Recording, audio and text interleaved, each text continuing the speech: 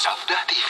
Ketahuilah saudaraku, Ahlus Sunnah wal Jamaah berkeyakinan bahwa Allah itu disifati berbicara. Namun yang membedakan Ahlus Sunnah dengan yang lainnya, apa itu? Dalam masalah menetapkan berbicara. Karena kaum Asy'ariyah, mereka menetapkan Allah berbicara. Iya. Kalau antum yang hafal 20 sifat wujud kidam baqa mukhalafatun lil muhadis bil hawadisi, ya, yang disebutkan dalam 20 sifat itu kan di antara sifat Allah apa, Pak? Al-kalam, al-mutakallim, yang berbicara. Tapi kaum Asy'ariyah dalam menetapkan sifat kalam bagi Allah beda dengan Ahlus Sunnah. Apa bedanya, Pak? Bedanya, kalau Ahlus Sunnah meyakini Allah berbicara itu dengan suara yang terdengar. Allah berbicara dengan suara yang terdengar. Dalilnya karena ada hadis-hadis yang sahih dan ayat-ayat yang sangat banyak. Ya.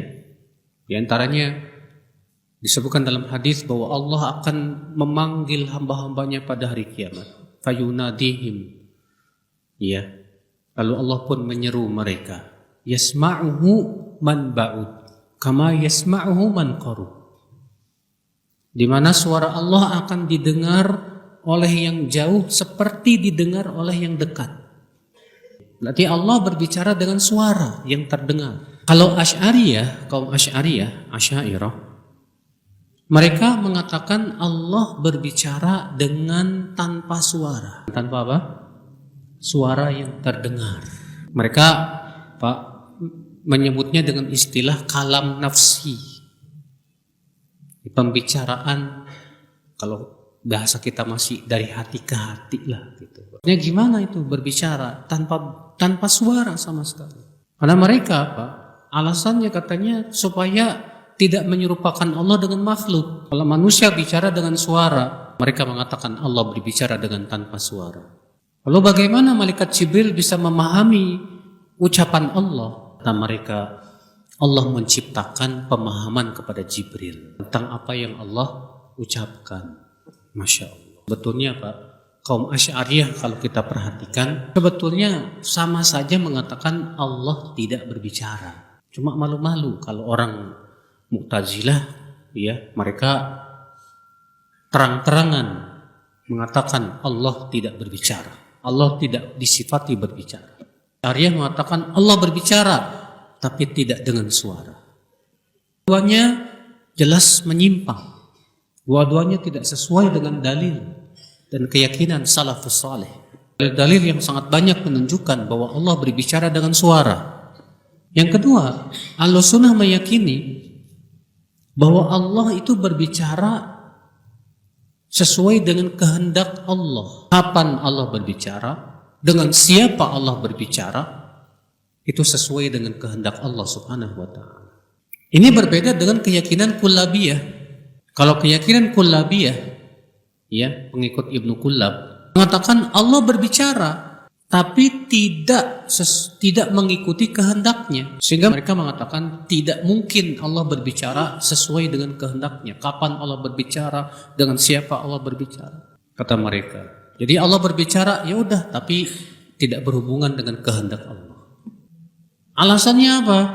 Akal-akalan juga, Pak. Sebab kalau Allah berbicara sesuai dengan kehendaknya, kapan Allah berbicara, katanya nanti akan muncul sesuatu yang baru. Sedangkan sesuatu yang baru itu kan makhluk. Akhirnya mereka mengatakan tidak mungkin Allah berbicara sesuai dengan kehendaknya.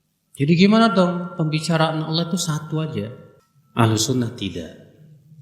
Ahlus Sunnah punya keyakinan Allah berbicara dengan siapa Allah, dengan yang Allah kehendaki, kapan Allah kehendaki, terserah Allah. Allah berfirman, fa'alul lima yurid.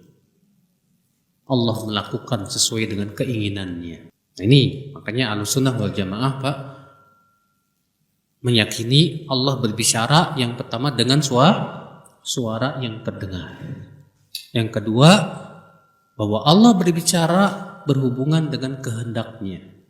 Kapan Allah berbicara, dengan siapa Allah berbicara, itu terserah kehendak Allah Subhanahu wa taala.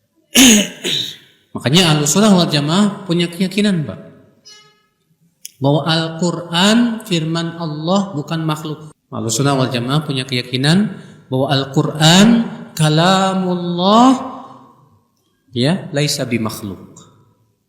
Al-Qur'an firman Allah, bukan makhluk.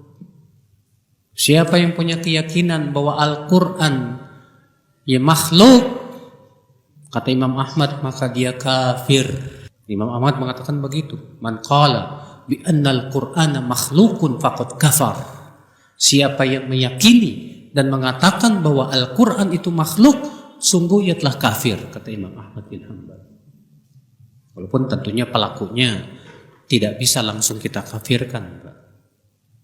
Karena Imam Ahmad tidak mengkafirkan Khalifah Ma'mun, padahal Khalifah Ma'mun jelas-jelas mengatakan Al-Quran itu makhluk. Ya.